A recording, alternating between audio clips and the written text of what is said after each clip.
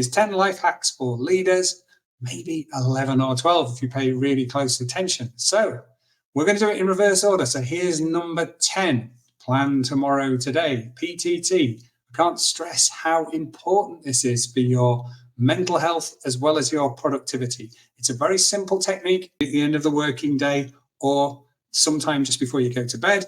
Get out your calendar, write down the things that you must do tomorrow and have an awareness of the things that you've already got planned. How many meetings have you got? That will dictate how likely it is that you're going to get through the list of the things that you do. If you have it clear in your mind what you're going to do before you go to bed, you will sleep better and you will wake up in the morning knowing exactly what it is that you need to do. Until you get that email from the boss that tells you need to do something entirely different, of course. So, number 9, controversial perhaps, but don't watch or read the news. For most of my life, I was guilty of wanting to be informed. Every single morning, one of the first things that I did was get out my phone and read The Guardian online, because that made me a good citizen, right? To stay informed, to understand about issues and to know what was going on.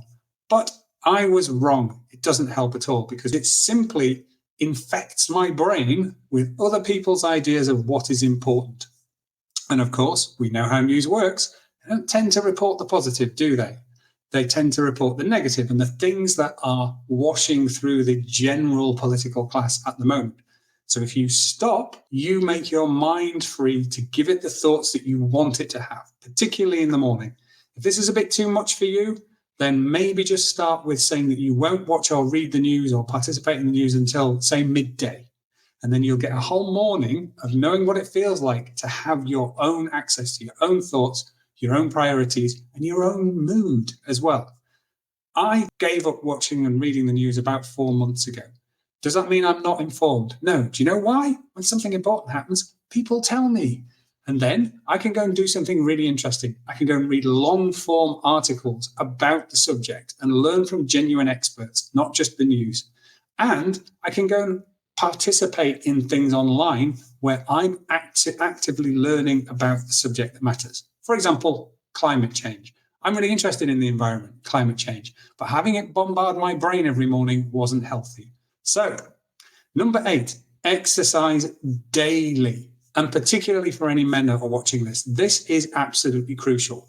It matters for everybody, but for men in particular, we need to move our bodies, to exercise our bodies. The additional muscle mass some of us have means that we have all kinds of hormonal needs that can only really be met by moving our bodies.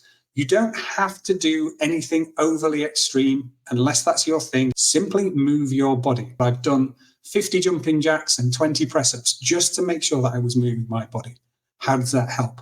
If you do that, you get the blood flowing, you get your body moving. On a hormonal level, it's really, really good. And then you can access your brain, your thoughts, your feelings a little bit better. Particularly important for men, but important for everybody too. Just don't be put off by feeling like you have to be the best in the gym. Number 7, make your bed, and make that the very first thing that you do in the morning. I mean it, seriously. You roll out of bed, you make it, and make it well. Make it look nice. Fluff up your pillows. Smooth out the sheets. Why? Because you started your day with an achievement. It's a small achievement, but you've shown a commitment to yourself. You've shown a commitment to having good standards and feeling really good about the environment that you work in. And that's the very first thing that you did. It will help you to keep things tidy in your mind and in your environment for the rest of the day.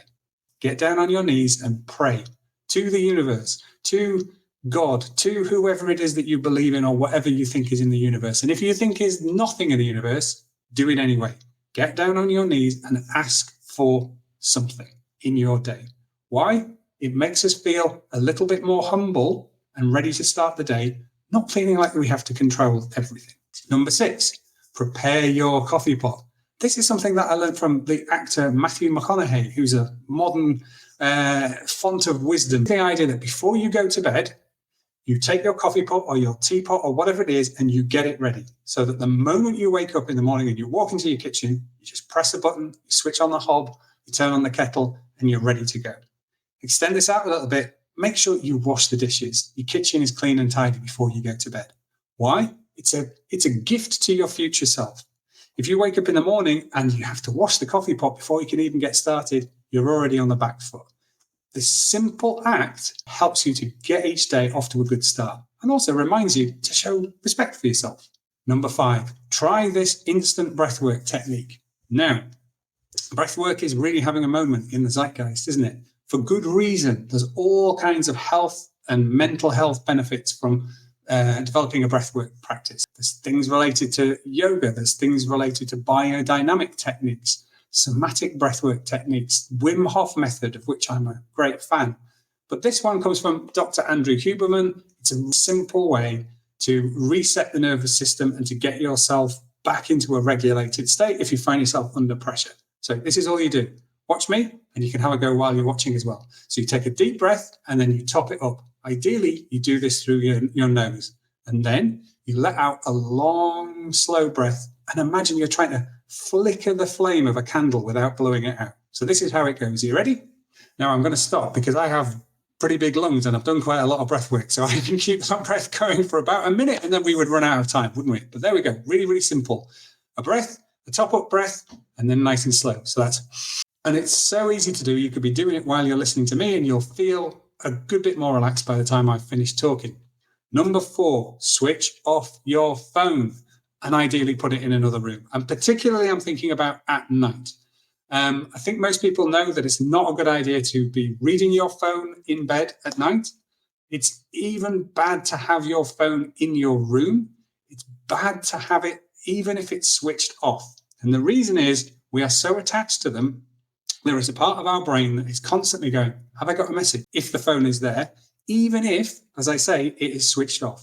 So this is the first tip for getting yourself on Amazon. Get yourself an alarm clock. If you're using your phone as an alarm clock, ditch it. For about £5, you can get yourself a really basic alarm, and you can leave your phone in the kitchen and ideally switch it off. The same goes if you want to focus on anything.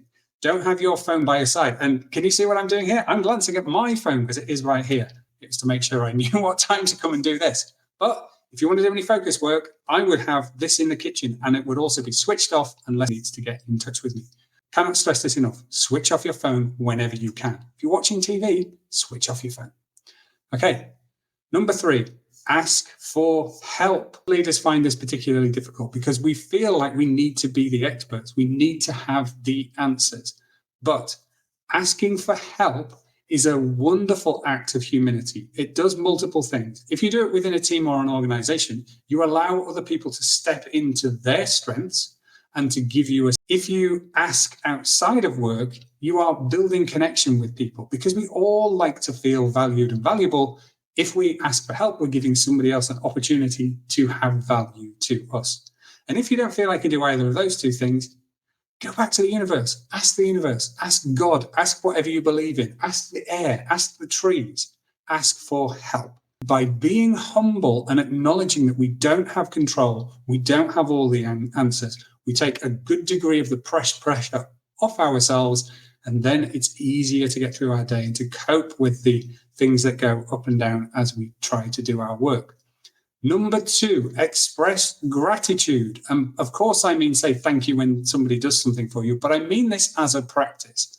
At the end of each day, I do this as I'm about to fall asleep at night. Express gratitude in your mind, or if you want, write it down. What are you grateful for? And especially if you do this on a day that hasn't gone well, when you're not feeling great, it works really, really well. It works so well. I use this tracker called a Whoop, that when I do a gratitude practice, it can detect the physical recovery improvement in me the next day. So I can't emphasize this enough. Do it as a regular practice. How does it work? People don't know exactly, but here's one idea.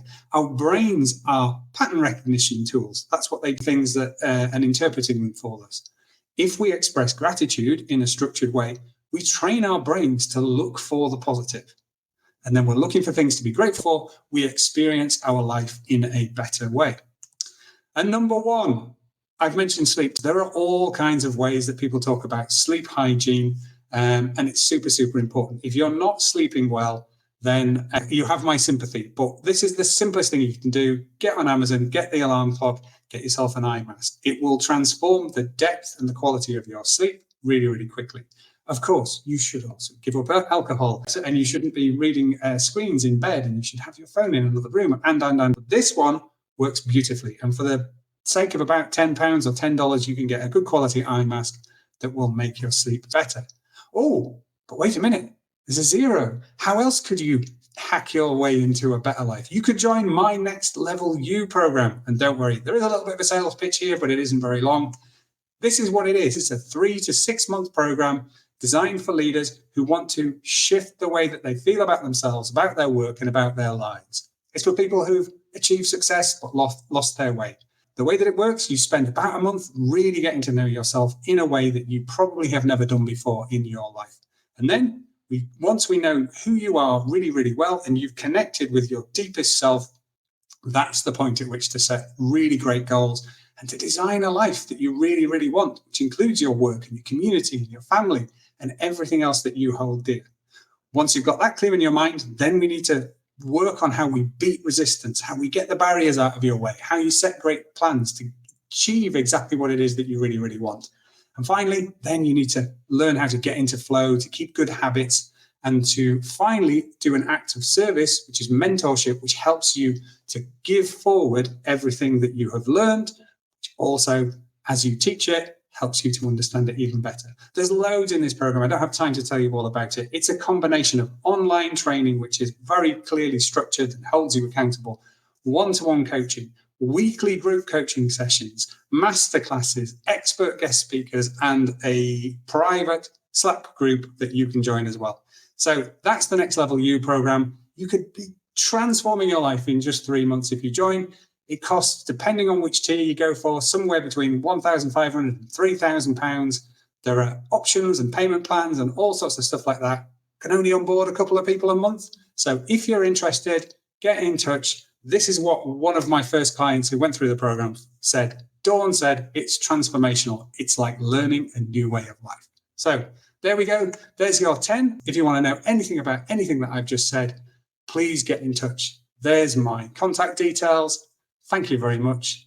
Get on with the rest of your day, and I hope to hear from you soon.